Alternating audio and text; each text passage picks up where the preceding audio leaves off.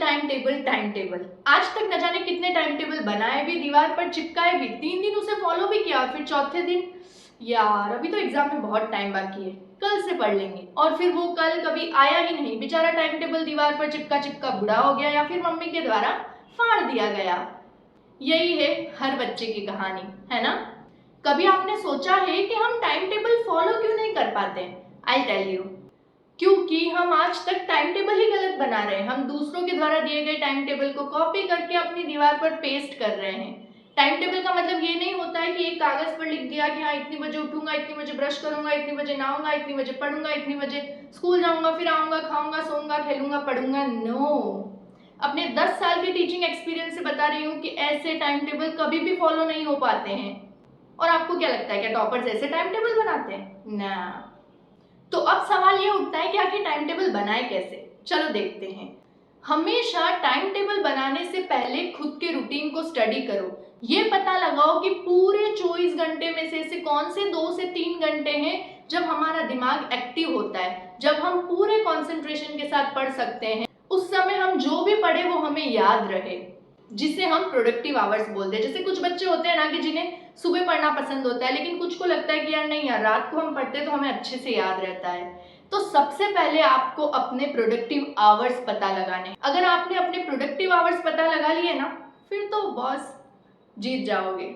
देखो, मैं आपको आइडिया देती हूँ कि टाइम टेबल बनाना कैसे। मैं आपको सिर्फ आइडिया दूंगी, टाइम टेबल आपको खुद को बनाना है। क्यों? क्योंकि हर बच्चे का प्रोडक्टिव आवर अलग होता है। कोई सुबह पढ़ना पसंद करता है, कोई शाम को, कोई रात को। तो हो सकता है मैं जो टाइम टेबल आपको दूं उसमें आप कंफर्टेबल ना हो। आपको अपने कंफर्ट के हिसाब से टाइम टेबल बनाना है। आपको अपने आप को टाइम टेबल में बांधना नहीं है कि भाई हम सुबह नहीं उठ पा रहे हैं, फिर भी हमें सुबह 2 घंटे पढ़ना है और उठकर नींद में झोंकते झोंकते पढ़ रहे हैं। क्या ऐसी पढ़ाई का कोई मतलब है? नहीं। इसीलिए अपने कंफर्ट के हिसाब से टाइम टेबल बनाओ। वो टाइम स्लॉट सेलेक्ट करो जब आपका माइंड एक्टिव हो, आप एक्टिव हो, आपका पढ़ने में मन हो, आप पूरे कंसंट्रेशन के साथ पढ़ सको। वो टाइम टेबल आपके लिए बेस्ट टाइम टेबल होगा।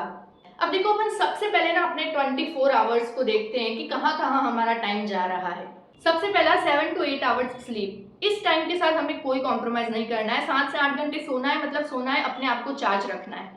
सेकेंड आता है हमारा 6 आवर्स की ऑलमोस्ट स्कूलिंग। इस टाइम के साथ भी हम कुछ नहीं कर सकते। फिर 2 से 3 घंटे हमारे चले जाते हैं ट्यूशन, कोचिंग, ऑनलाइन क्लासेस में।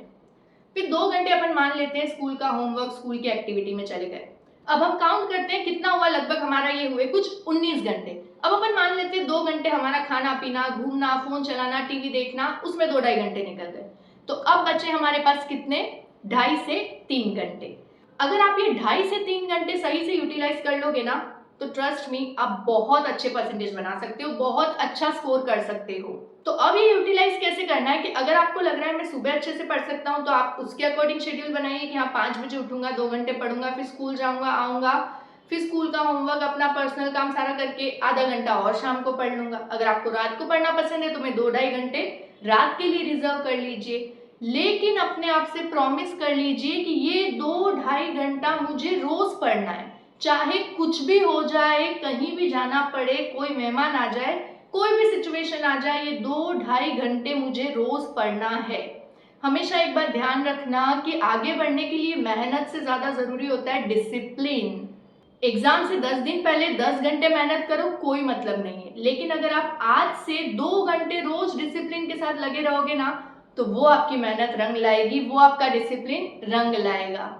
इसीलिए फटाफट से बैठो और आइडेंटिफाई करो कि वो कौन से 2 से 2.5 घंटे जब हम और हमारा दिमाग दोनों एक्टिव हो और हम पूरे कंसंट्रेशन के साथ पढ़ सकें, और उन टाइम में पढ़ना शुरू करो। और अगर ये वीडियो पसंद आया हो तो इसे लाइक, शेयर और सब्सक्राइब जरूर करना। तब तक के लिए टाटा बाय बाय, पढ़ते रहो, मिलते हैं अगले वीडियो में।